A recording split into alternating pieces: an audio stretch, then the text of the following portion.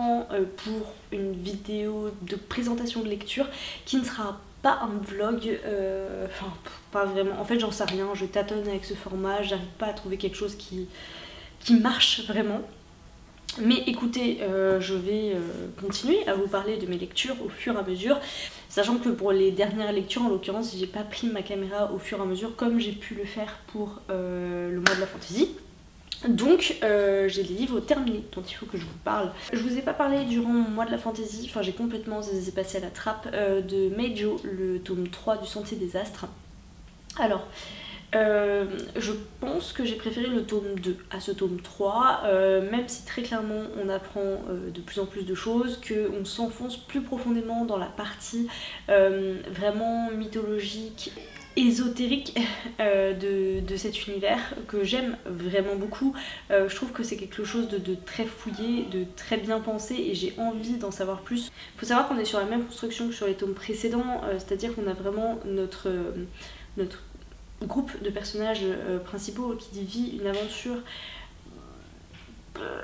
pleine de dangers, de plus en plus, j'ai l'impression que plus ça va, plus le danger est grand, avec leurs propres inimitiés, les problèmes qui jaillissent à l'intérieur de ce groupe qui est de plus en plus bancal, la peur des trahisons, tout ça, et le passé qui est à raconter jusqu'à un point où il va rejoindre le présent. On n'y est pas encore tout à fait dans ce tome 3, je pense que ce sera le cas dans le tome 4. Je pense que j'ai préféré la deuxième partie du tome 3, j'ai eu peut-être un peu plus de mal à me relancer dans le bain de cette lecture parce qu'on n'avait pas repris le dit de chaque titre que j'attendais avec beaucoup d'impatience. Pour autant voilà, j'ai passé encore un très bon moment lecture. Je pense que je lirai le tome 4 probablement cet été parce que là je suis un peu à court d'idées de ce que je veux écouter, donc ce sera très probablement une de mes prochaines lectures. En tout cas je passe un très bon moment toujours avec ces personnages, tant dans le présent que dans le passé. Donc voilà pour en ce qui concerne Meijo, dont j'avais complètement oublié de vous parler en cours de lecture. La lecture suivante dont je veux vous parler, il s'agit de Plus grand que le ciel de Virginie Grimaldi, qui est passée à la moulinette de mon barème et bah écoutez, j'ai pas réussi à faire descendre la note, enfin voilà, j'ai eu une note excellente, je ne sais plus, voilà, 19 sur 20 et en plus j'ai rajouté un point supplémentaire, donc en fait on est sur un 20 sur 20.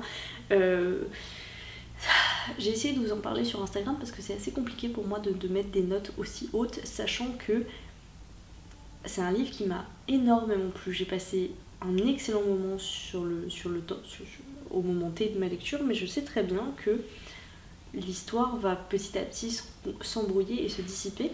Mais voilà, c'est comme ça. J'ai adoré, voilà. Alors, je vais quand même détailler un petit peu plus.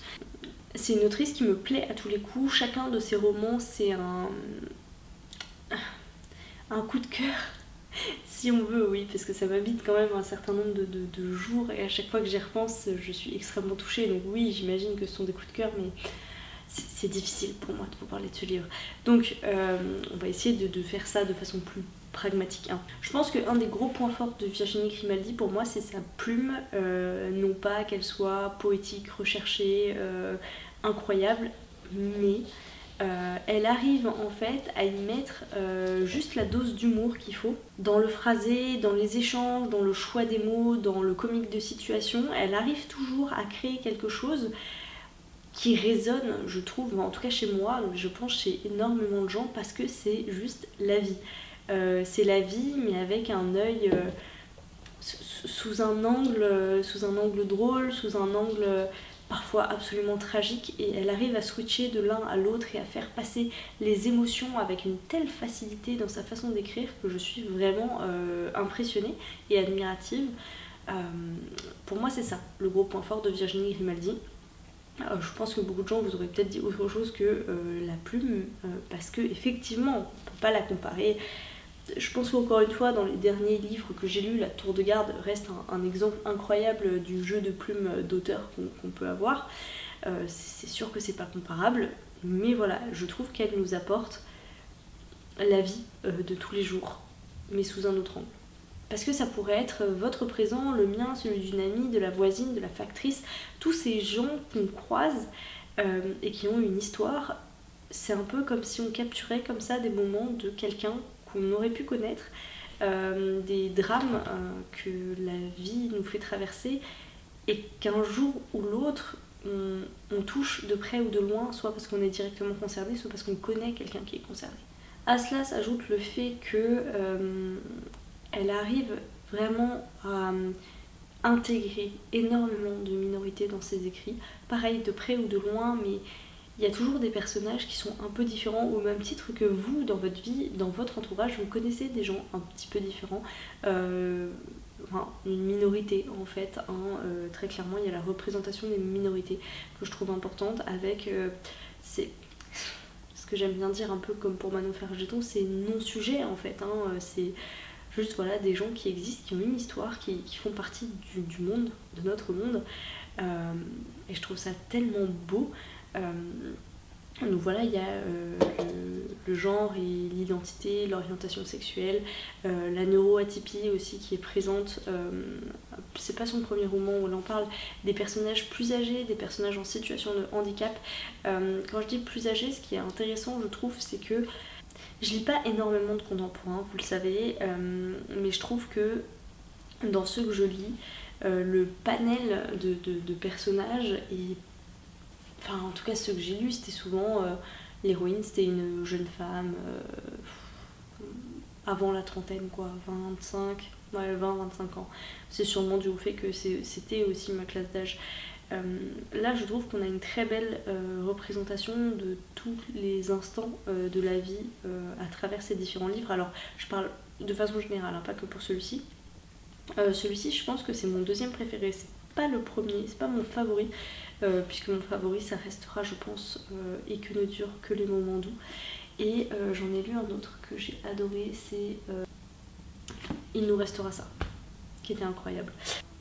Autre chose qui va paraître un peu en contradiction avec ce que je vous ai dit sur le fait que c'est un coup de cœur, c'est que le scénario en soi est pas, enfin l'intrigue est pas en soi méga archi originale, encore une fois parce que c'est la vie.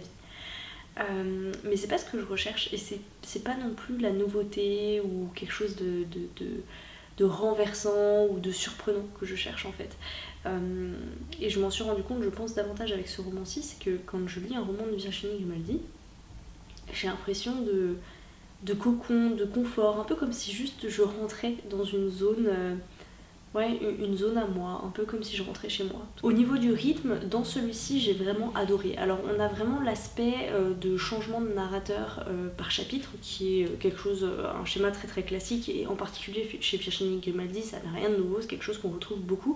Mais en plus, ici, il y a quelque chose de différent, qui est un gros plus, je trouve, c'est on va suivre deux personnages qui suivent une thérapie, et qui sont pas du tout aux mêmes étapes de leur reconstruction au fur et à mesure du récit. Et donc du coup je trouve que ça rajoute vraiment quelque chose, parce que ça change quand peut-être à un moment on arrive un peu au bout de ce que le psychiatre peut faire dans l'accompagnement d'un des deux personnages. On retombe sur l'autre qui lui traînait des choses derrière lui depuis peut-être plus longtemps et qui finit par s'en décharger un peu plus tard. Et donc de cette façon-là, il y a à nouveau un changement de rythme. Et ensuite, j'ai été très surprise par une grosse ellipse qui arrive à la fin, que j'ai trouvé très bien faite et qui apporte énormément au récit. En ce qui concerne les personnages, on est sur deux personnages qui sont extrêmement différents, mais aussi très très complémentaires, qui vont jouer un peu à un... Qui vont échanger, voilà, ça part pas forcément sur de bonnes bases, mais petit à petit ils vont s'ajuster, apprendre à se connaître, faire les petits dosages qui vont bien pour réussir à échanger et finalement à construire quelque chose de très beau. Bon, l'univers de toute façon c'est l'univers de tous les jours, hein, bar, café, restaurant, salon littéraire, le train, la voiture, les routes de France. Il n'y a pas particulièrement de description en tant que telle, mais le cadre, l'emplacement, les décors sont là. En ce qui concerne l'intrigue, je trouve qu'elle était très adaptée, enfin le rythme était très adapté à l'intrigue, voilà. Donc en fait j'étais toujours un petit peu dans cette attente d'en savoir plus à chaque nouveau rendez-vous, et puis même les personnages s'attendent entre eux, on sent l'attente qui grandit à mesure que la relation avance et se crée. Là on est vraiment sur une histoire d'adulte une amitié, quelque chose de plus profond, quelque chose qui doit attendre, quelque chose qui doit se mettre en place. Enfin voilà, je pense que c'est vraiment ça aussi que j'ai beaucoup aimé dans ce livre-là. Et j'ai rajouté du coup un petit point bonus. Pourquoi du coup pour l'inclusivité dont je vous parlais en début, parce que pour l'instant c'est encore quelque chose que j'ai envie de mettre en avant. Ces livres qui font de la place aux minorités. Et ensuite la deuxième chose c'est pour les gros pics qu'elle envoie à la société archi-élitiste et au monde de l'édition. Enfin, voilà, j'ai trouvé ça absolument fabuleux de réussir à faire ça. C'est son ouvrage le plus personnel, inspirée vraiment profondément de sa vie. Pour la suivre un peu sur Instagram depuis quelques années, j'ai retrouvé des éléments dans les anecdotes qu'elle raconte et j'ai vraiment eu cette impression que Virginie Grimaldi, elle s'est coupée en deux et elle a donné une moitié d'elle-même à chacun de ses personnages qu'elle a ensuite complété avec du coup d'autres expériences de sa vie et de ses proches, j'imagine, pour en faire des personnages qui m'ont énormément touchée. Voilà. Et que j'ai trouvé très drôle. Encore une fois, je suis passée du rire aux larmes avec ce livre, ce qui est toujours le cas avec les romans de Virginie Grimaldi. Donc voilà, bien sûr que je vous le conseille, ce sont des lectures qui vous... Enfin voilà, si c'est votre type de lecture, n'hésitez pas, je l'ai trouvé très très bon. Ensuite, j'ai écouté Les Mémoires d'un chat. Alors, Les Mémoires d'un chat, ça fait très très très longtemps qu'il me faisait envie. J'ai trouvé le narrateur très bien. Comme d'hab, je l'écoute en 1.2. Hein. Alors, Les Mémoires d'un chat, on va suivre un personnage principal qui est Satoru au travers des yeux de son animal de compagnie qui est un chat qui s'appelle Nana. Le tout début c'est l'histoire de leur rencontre, comment ils se sont rencontrés, et ensuite on va enchaîner les chapitres où Satoru rend visite à d'anciens camarades de classe à différentes étapes de sa vie, donc primaire, collège, études supérieures, pour essayer de faire adopter son chat dont il doit se séparer pour une raison impérieuse qu'on ne connaît pas tout de suite.